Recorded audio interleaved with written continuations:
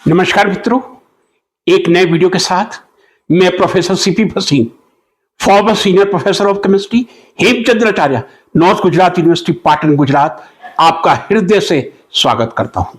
मित्रों, 9 जून को आदरणीय मोदी जी की सरकार के 11 वर्ष पूरे हुए हैं। लेखा जोखा चल रहा है। जगत प्रताप जी, जगत प्रकाश जी, माफी चाहूंगा, भारतीय जनता पार्टी के अध्यक्ष जगत प्रकाश जी नड्डा, जो मेरे हिमाचल के ही हैं, मैं सोलन का हूं, वो शिमला के हैं। उन्होंने एक बहुत ही विस्तृत कार्यक्रम 11 साल की उपलब्धियों पर प्रस्तुत किया था। गर्व मुझे भी है। सबसे बड़ा गर्व मुझे यह है, मेरे देश में वो भव्य राम मंदिर बन के तैयार हो गया है, जहां लोगों की भीड़ राम के चरणों में समर्पित होती रहती है।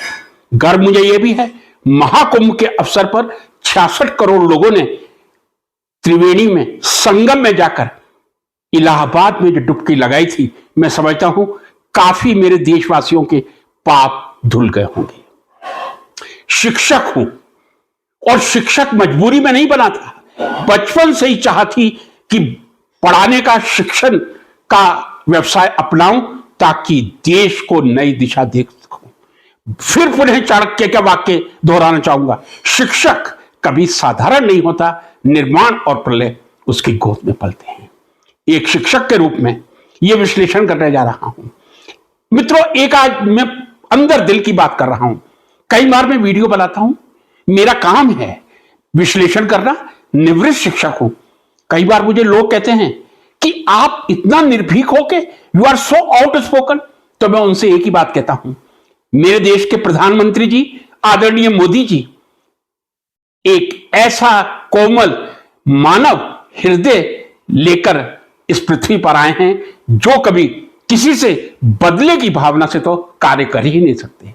तो जनतंत्र में जो मोदी साहब ने आवाज खोलने का अवसर दिया हुआ है जनता को, उसी का फायदा उठाकर लोकतंत्र की शान को आगे बढ़ाता हुआ मैं अपने कुछ बिंदु प्रश्नवाचक चिन्ह के साथ देश के समक्ष रख रहा हूं।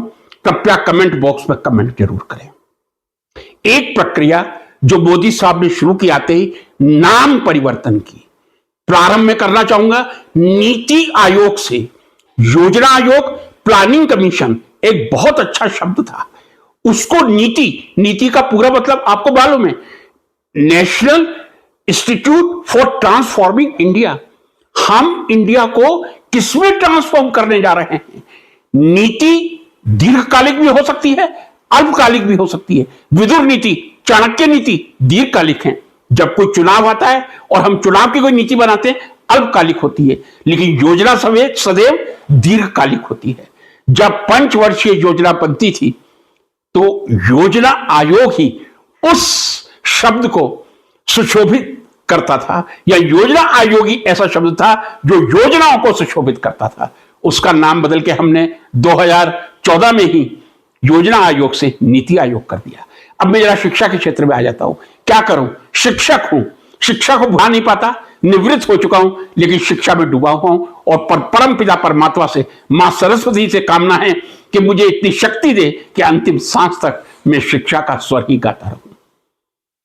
एक एकेडमिक स्टाफ कॉलेज जो 1986 में अस्तित्व में आए थे, और एकेडमिक स्टाफ कॉलेज का मकसद यह था कि जो नए शिक्षक आए हैं, शुरू के 5 वर्ष में 28 दिनों का एक ओरिएंटेशन कोर्स करवाया जाए। सामूहिक रूप से होता था, विज्ञान, कॉमर्स, कला, वाणिज्य, कोई संकाय स्पेसिफिक नहीं होता था। ऐसी टेक्निक पढ़ाई जाती थी किस तरह आप अपने शिक्षण में सुधार कर सकते हैं। इसके अलावा 5 वर्ष के बाद 2 रिफ्रेशर कोर्स आवश्यक थे यदि आपको टाइम बाउंड प्रमोशन लेना है। 21 दिन के हुआ करते थे, और उसका नाम था एकेडमिक स्टाफ कॉलेज। नाम से ही एक ब्यूटी झलकती थी, एकेडमिक स्टाफ कॉलेज। पता नहीं क्यों एकेडमिक वर्ड या शिक्षा का शब्द मुझे हृदय के अंतःकरण से एक प्रसन्नता प्रदान करता है। उसको बदल के हमने MHRD कर दिया। सॉरी, MHRD तो बहुत पहले हो गया था, वो भी दुखा था। HRDC कर दिया, ह्यूमन रिसोर्स डेवलपमेंट सेंटर। अब मैं एक प्रश्न करना चाहता हूं, जब ये पिछले 11 साल में नहीं हुआ, जब शिक्षा मंत्रालय को खत्म करके मानव संसाधन विकास मंत्रालय बनाया था, तब भी मैंने यह प्रश्न किया था, क्या शिक्षा एक मानव संसाधन है? और अब जब एकेडमिक स्टाफ कॉलेज को बदल के ह्यूमन डेवलपमेंट रिसोर्स सेंटर रख लिया, क्या शिक्षा एक संसाधन मात्र है? संसाधन एक ऐसा शब्द है जिसमें कई चीजें आ जाती हैं, लेकिन शिक्षा वो प्यारा शब्द है जो किसी व्यक्ति की एटीट्यूड और एप्टीट्यूड दोनों को ही प्रदर्शित करता है। मुझे समझ में नहीं आया, आदरणीय वेद प्रकाश जी ने भी, मैं तारीख के साथ कह रहा हूं, 30 नवंबर या 1 दिसंबर जम्मू यूनिवर्सिटी में जो यूजीसी के चेयरमैन थे वेद प्रकाश जी ने कहा था कि उन्हें झटका लगा था जब यह सुनने को मिला एकेडमिक स्टाफ कॉलेज के स्थान पर ह्यूमन रिसोर्स डेवलपमेंट सेंटर कर दिया गया। क्या इस नाम परिवर्तन से हमने एकेडमिक्स या शिक्षा जगत के साथ न्याय किया है? एकेडमिक स्टाफ कॉलेज अच्छा शब्द है या ह्यूमन रिसोर्स डेवलपमेंट अच्छा शब्द है? ये शिक्षकों को विचार करना चाहिए। विद्यार्थियों के लिए थोड़ा सा जटिल हो सकता है, लेकिन मेरे देश के विद्यार्थी इतने प्रतिभावान हैं, वो जटिल से जटिल समस्या को सरल करके रख सकते हैं। अब आगे बढ़ता हूं। 11 वर्षों में क्या हुआ? 11 वर्षों में हमारे देश में 500 से अधिक निजी विश्वविद्यालय, प्राइवेट यूनिवर्सिटीज की स्थापना की गई है। पहले भी मैंने कई बार पीड़ा व्यक्त की है, अपने वीडियो में की है, और वो वीडियो चैनल पे अपलोड है और आज फिर करूंगा। 11 वर्षों में 500 प्राइवेट विश्वविद्यालय, 500 प्राइवेट यूनिवर्सिटीज का निर्माण एक ऐसे देश में जहां 80 करोड़ लोगों को मुफ्त राशन दिया जाता है। जिस देश में 140 में से 80 करोड़ जनता मुफ्त राशन देती है, वहां 500 प्राइवेट यूनिवर्सिटीज का निर्माण करके, पहले भी मैंने कहा था, एक प्राइवेट यूनिवर्सिटी मेरे भी आसपास है जहां बीकॉम के एक वर्ष की फीस 1,30,000 है। बीकॉम जो बहुत सामान्य डिग्री है, बीए जो बहुत सामान्य डिग्री है, कोई प्रयोगशाला की आवश्यकता नहीं है, 1,30,000 साल का, और सरकारी कॉलेज में 5,000 रुपया भी नहीं है। तो ये 500 विश्वविद्यालय स्थापित कर रहे, हमने क्या सिद्ध करने का प्रयास किया है? कुछ और प्रश्नवाचक चिन्ह हैं, लगाता हूं आपके सामने। रोज मीडिया में सुनता हूं, पत्नी ने प्रेमी के साथ मिलकर पति की हत्या कर दी। क्या मेरे देश में क्राइम बढ़े हैं या कम हुए हैं? कब तक ये मानसिकता बढ़ती रहेगी? क्या पहले भी आपको इस तरह के समाचार सुनने को मिलते थे कि पत्नी द्वारा प्रेमी के साथ मिलकर पति की हत्या षड्यंत्रपूर्वक? चलिए छोड़ दीजिए, यह निजी मामला है। मैं एक प्रश्न स्पष्ट रूप से, आप भी जरा परमात्मा को स्मरण करके उत्तर दीजिए, ड्रग्स का व्यवसाय पिछले 10 सालों में बढ़ा है, उतना ही है या कम हुआ है? पंजाब, हरियाणा, हिमाचल, गुजरात, राजस्थान, ये मैं कुछ राज्य बता रहा हूं गारंटी के साथ जहां ड्रग्स का व्यवसाय चल रहा है। देश के नौजवानों के साथ, देश के किशोरों के साथ, देश के बच्चों के साथ, उनकी जिंदगियों के साथ खिलवाड़ हो रहा है। मैं पूछना चाहता हूं, इस ड्रग्स की समाप्ति के लिए क्या किया गया है? क्या कोई कदम उठाया गया है शिक्षाविदों द्वारा? क्या कोई कदम उठाया गया है सरकार द्वारा, ताकि स्कूलों और कॉलेजों में कहीं भी एक ड्रग की यदि एक छोटा सा मिलीग्राम भी मिलता है तो उसको मौत की सजा हो जाए? एक व्यक्ति को यदि मौत की सजा खुलेआम दे दी जाए, ड्रग का व्यवसाय कम हो सकता है। If there is a will there is a way. मैं पूछना चाहूंगा, मेरे प्यारे गुजरात में, मेरे बापू के गुजरात में 1997 से, वैसे वहां तो भारतीय जनता पार्टी का शासन है, सुशासन है, क्या वहां शराब की खपत दिन पे दिन बढ़ती जा रही है या कम हुई है? कृपया मुझे बता दीजिएगा। नाम परिवर्तन करके हम क्या हासिल करना चाहते हैं? हमने जितने नाम थे, इलाहाबाद का प्रयागराज कर दिया। चलिए, मैं कहता हूं मैं रोज कुछ नहीं करता, मैं पाप करता रहता हूं, लेकिन 1000 बार मैं राम राम राम का नाम ले लूंगा। दुनिया भर के मैं पाप करूंगा, जेब काटूंगा, लोगों का टॉर्चर करूंगा, मानसिक रूप से परेशान करूंगा, लेकिन 1001 बार राम का नाम ले लूंगा तो मेरा राम का नाम लेना क्या सार्थक हो सकता है मित्रों? राम का नाम सार्थक तब होगा जब मैं केवल 5 ही बार लूं, लेकिन अपने सब कुकृत्यों को बंद करके, अपने मन को निश्चल कपट रहित बनाकर, सारी दुर्भावनाओं को दूर करके एक सुंदर नागरिक बनने का प्रयास करूं। क्या नाम परिवर्तन से हम कुछ हासिल कर सकते हैं? चलिए, 500 विश्वविद्यालय की मैंने आपसे बात की थी, प्राइवेट विश्वविद्यालय बना दिए। शायद हमारे यहां नंबर का ग्राफ बहुत तेजी से बढ़ गया और विश्व को हमने दिखा दिया कि हम केवल मात्र माफी चाहूंगा 10 वर्षों में 500 विश्वविद्यालय स्थापित कर सकते हैं। आप सोचिए 10 वर्षों में 500 विश्वविद्यालय स्थापित करने का मतलब 1 साल में कितने हो गए। और वहां की क्वालिटी ऑफ एजुकेशन क्या है, क्या मुझे बताना पड़ेगा? वहां की फीस मैंने आपको बताया, जो एक गवर्नमेंट कॉलेज की फीस 5,000 से कम है, वो प्राइवेट यूनिवर्सिटी में 1,30,000 है। पीएचडी की फीस साइंस में जो किसी विश्वविद्यालय में 20,000 से कम है, 15,000 है, वो 1 लाख 5 लाख में प्राइवेट यूनिवर्सिटी में पीएचडी हो रही है। किस प्रकार की शिक्षा व्यवस्था हम अपना रहे हैं? और जो हमारे गवर्नमेंट इंस्टीट्यूट हैं, क्या हमारी नीयत यह नहीं है कि किसी तरह हम इनको बंद कर दें ताकि हम पैसे को बचा सकें? कोई पोस्ट व्यक्ति रिटायर होता है, उसके अगेंस्ट कोई अपॉइंटमेंट नहीं होता।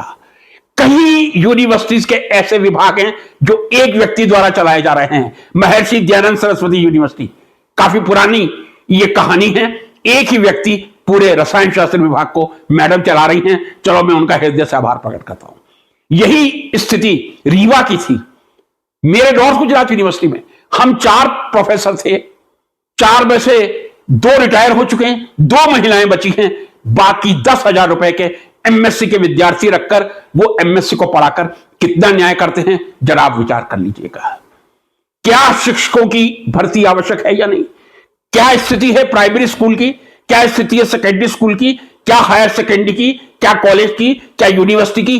कोई मुझे शिक्षक कमेंट करके दिखा दे कि इस विश्वविद्यालय में जितने सैंक्शन पोस्ट हैं सब भरे हुए हैं। मैंने एक वीडियो में पहले कहा था और मुझे याद है, केवल मात्र 53 केंद्रीय विश्वविद्यालय हैं और 53 केंद्रीय विश्वविद्यालयों में 5300 या 5200 टीचिंग स्टाफ के रिक्त पद हैं। इससे ज्यादा पीड़ादायक स्थिति मेरे मित्रों क्या होगी? क्या शिक्षा का स्तर है? हम कहां से वैज्ञानिक पैदा करेंगे? वही मेरी चिंता। नोबेल प्राइज क्यों नहीं आते? क्योंकि हम मूलभूत सुविधाएं प्रदान नहीं कर सकते। क्या यूनिवर्सिटी के किसी डिपार्टमेंट में एसिड या base, ammonium hydroxide, nitric acid या किसी सॉल्ट, चलिए अमोनियम क्लोराइड अब रेस्ट्रिक्टेड है, लेकिन कमी तो उनकी भी नहीं आनी चाहिए। जो रेस्ट्रिक्टेड आइटम है वो ऑफ कोर्स लॉक एंड की में रहते हैं। मैं भी हेड था, लॉक में से निकाल के देता था। लेकिन क्या न्यूनतम आवश्यकताओं की पूर्ति इस सरकार ने कर दी है? एक और बिंदु पर आता हूं। कहा जाता है हर घर नल और नल से जल। मैं सोलन में रह रहा हूं और ऐसी सोसाइटी में रह रहा हूं जहां काफी अच्छे सभ्य भ्रांत लोग हैं और काफी कॉस्टली फ्लैट हैं। अब रेट मुझे भी नहीं मालूम कितनी है, लेकिन मैं इतना कह सकता हूं सोलन के सर्वश्रेष्ठ फ्लैट में ये देवभूमि अपार्टमेंट के फ्लैट है। मेरे घर में नल ही नहीं है। मैंने एक पहले वीडियो भी बनाया था, म्युनिसिपल कॉर्पोरेशन एकता कापटा जी को समर्पित किया था वीडियो, कि कृपया नल तो दिलवा दीजिए। नल में जल आए या नहीं वो बात की बात है, कम से कम देवभूमि अपार्टमेंट में नल तो आ जाए ताकि मैं भी चिल्ला के कह सकूं मेरे घर में भी नल आ गया। सोलन जैसे सिटी में, सोलन जैसे शहर में, जो काफी हिमाचल का प्रतिष्ठित शहर है, नल नहीं है। क्यों नहीं है? म्युनिसिपल कॉर्पोरेशन को भी नहीं मालूम, पैसा ले लेते हैं, एनुअल प्रॉपर्टी टैक्स आ जाएगा, नल नहीं है। नल आ जाए, नल से जल आए या नहीं आए चलेगा। अब एक और जरा पीड़ादायक बात पूछ लूं। मुफ्त सिलेंडर की बात कही थी मोदी साहब ने। जितने घरों में मुफ्त सिलेंडर दिया गया था, कितने घरों में रिफिल हो रहे हैं? जरा ईमानदारी से बता दीजिएगा। मैं समझता हूं 0.001% घरों में भी रिफिल नहीं हो रहे सिलेंडर। सिलेंडर की कीमत कितनी है आज? 1100 से ऊपर यदि एक जन साधारण के लिए सिलेंडर है तो बाकी गरीब के लिए मैं आशा कर रहा हूं 600-700 का होगा। कहां से लाएगा वो पैसा? मैं हृदय से आभार प्रकट करता हूं मोदी साहब आपका, लेकिन ये जो आप नाम परिवर्तन की प्रक्रिया चला रहे हैं, शिक्षा को अनदेखा कर रहे हैं।